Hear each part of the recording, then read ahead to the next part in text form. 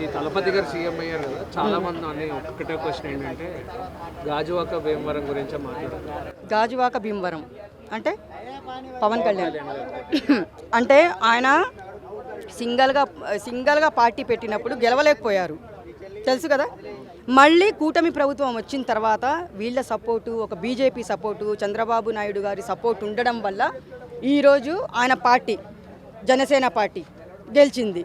కానీ సింగల్గా ఎవరన్నా ఇప్పుడు చిరంజీవి గారు కూడా మన అప్పుడు ప్రజారాజ్యం అనే ఒక పార్టీ పెట్టారు. అది కాస్త ఏమైంది, తుస్సమని పోయింది.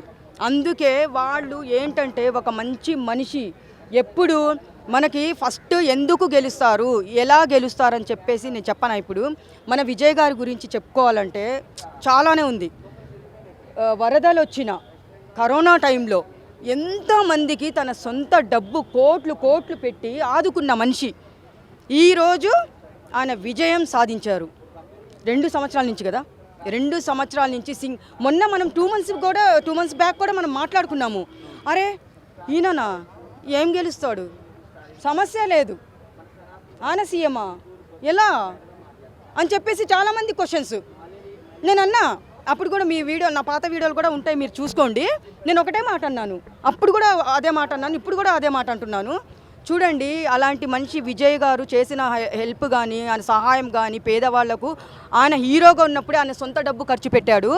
ఆయన కానీ సీఎం అయితే, తమిళనాడు సీఎం అయితే జయలలిత గారు మహాతల్లిని పోగొట్టుకున్నారు.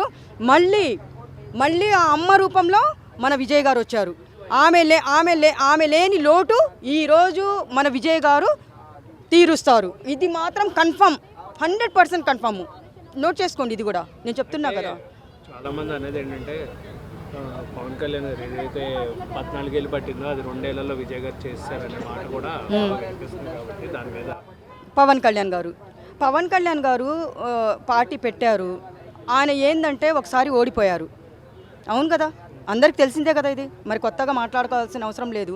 కానీ వీళ్ళు, నేను ఒకటి చెప్తాను చూడండి, మీరేమనుకోవద్దండి. చిరంజీవి కానీ పవన్ కళ్యాణ్ కానీ మన రాజకీయాల్లో ఉన్నప్పుడు పేదవాళ్ళ గురించి ఆలోచించకూడదు. రాజకీయాల్లోకి రాబోతున్నామని చెప్పేసి పేదవాళ్ళని పట్టుకొని అలా ఉండకూడదు. నాకు నోరు తిరగలేదు.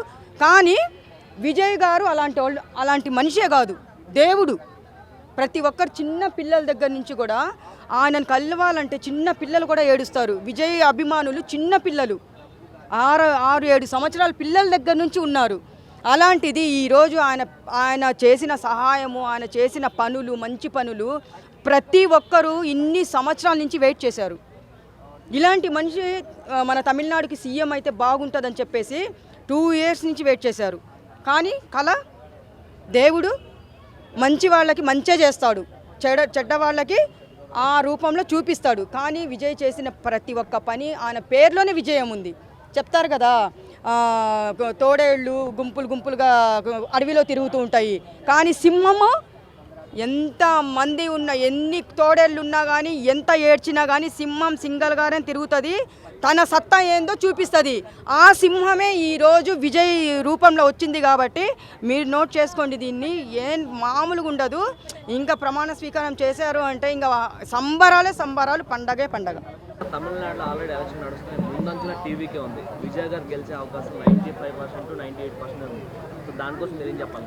చాలా మంచి విషయం అండి. ఎవరైతే వట్టి మాటలు మాట్లాడి ట్రోల్ చేసి విజయ్ గెలుస్తాడా, ఒకటి గెలుస్తాడా, అసలు విజయ్ నిజంగానే గెలుస్తాడా అని చెప్పేసి ఎవరైతే ట్రోల్ చేసిన వాళ్ళకు గుణపాఠంగా ప్రజలు తీర్పిచ్చిరండి. ఏదైనా కూడా గతంలో విజయ్ గారు పార్టీ పెట్టినప్పటి నుంచి అనేకమైన ఇబ్బందులు అండి.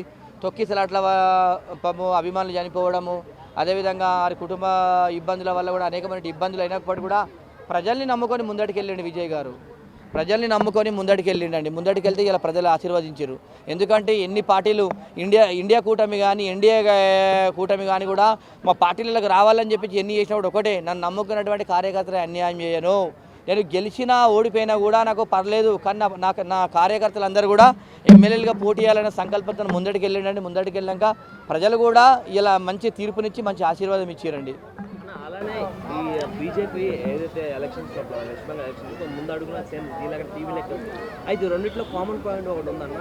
ఎలా అంటే టీవీకే గారు అంటే విజయ్ గారు ఆయన డ్రైవర్ కొడుక్కి ఎమ్మెల్యే సీట్ ఇవ్వడము, వెస్ట్ బెంగాల్లో బీజేపీ ఏదైతే హాస్పిటల్ డాక్టర్ని రేప్ చేస్తుంటారో వాళ్ళ మదర్కి ఇవ్వడం, రెండు కొంచెం కామన్గా అనిపిస్తుంది కదా. దాని గురించి ఏమన్నా ప్రజలకు కూడా కొంచెం సెంటిమెంట్ కొట్టే అవకాశం ఉంది. అంటే ఒకటండి, ఆమెకు తృణమూల్ కాంగ్రెస్ గవర్నమెంట్లో బిడ్డ రేపు జరిగినప్పటికీ కూడా న్యాయం జరగలేదు కాబట్టి అలాంటి బిడ్డకు ఇలాంటి నీలాంటి తల్లకు టికెట్ ఇస్తే ఇంకొకరికి కూడా ఇలాంటి అత్యాచారాలు జరగద్దనే సంకల్పంతో వారికి టికెట్ ఇవ్వడం జరిగిందండి. చాలా మంచి విషయం. ఎందుకంటే ఇంకొక ప్రతి బిడ్డకు కూడా జరగద్దు, వేరే వాళ్ళకు కూడా జరగద్దు అనే సంకల్పంతో. అదేవిధంగా చూసుకుంటే విజయ్ గారు కార్ డ్రైవర్కి ఇచ్చారు, ఒక ఆటో డ్రైవర్ కూడా టికెట్ ఇచ్చిండు విజయ్ గారు. ఇద్దరికి ఇచ్చి ఇద్దరిని కూడా గెలిపించుకున్నాడు. ఆ గాల్లో కూడా ఇద్దరు కూడా గెలిచారు. అంటే రాజకీయంలో గుర్తుపెట్టుకోండి, డబ్బులు ఉన్నోడే రాజకీయం కాదు, సాధారణ వ్యక్తులు కూడా రాజకీయం చేయొచ్చు అనే సంకల్పంతో ఇలా మనం చూసుకుంటే బీజేపీ పార్టీ అయినా కూడా, అదేవిధంగా ఇలా విజయ్ గారు గతంలో చూసుకుంటే కేసీఆర్ గారు కూడా చాలా మందిని పేదోళ్ళని కూడా ఎమ్మెల్యేలు చేసినారు. అదేవిధంగా ఎన్టీ రామారావు గారు కూడా. ఎందుకంటే రాజకీయాలు వెళ్ళినప్పుడు ఎప్పుడు కూడా డబ్బులు ఉన్నాడే మెయిన్ కాదు, సాధారణ వ్యక్తులకు అప్పుడప్పుడు ఒక్కటో రెండో టికెట్లు ఇచ్చుకున్నా కూడా ఇలా మీ పార్టీకి మంచి పేరు వస్తుంది. ఇలా విజయ్ గారికి ఎందుకు వచ్చిందంటే ఒక డ్రైవర్ కొడుకు టికెట్ ఇచ్చిన డ్రైవర్ కొడుకు, నా డ్రైవర్ కొడుకు ఎందుకు ఎమ్మెల్యే కావద్దు, డ్రైవర్ల కొడుకులు డ్రైవర్లలాగానే ఉండాలన్నా, వాళ్ళు ఎందుకు రాజకీయంగా ముందటికి వెళ్ళొద్దని ఒక సంకల్పంతో టికెట్ ఇస్తే ఇలా ఎమ్మెల్యే కూడా గెలిచిందంటే ఒక చాలా మంచి విషయం అండి. భారతదేశంలో అన్ని పార్టీలు కూడా పేదవాళ్ళకు కూడా అవకాశాలు ఇవ్వాలని చెప్పేసి, తెలివి ఉన్న వాళ్ళకు, చదువుకున్న వాళ్ళకు, నాలెడ్జ్ ఉన్న వాళ్ళకు కూడా మంచి అవకాశాలు ఇస్తే చాలా బాగుంటుందని చెప్పి తెలియజేస్తున్నారు. అలానే ఇప్పుడు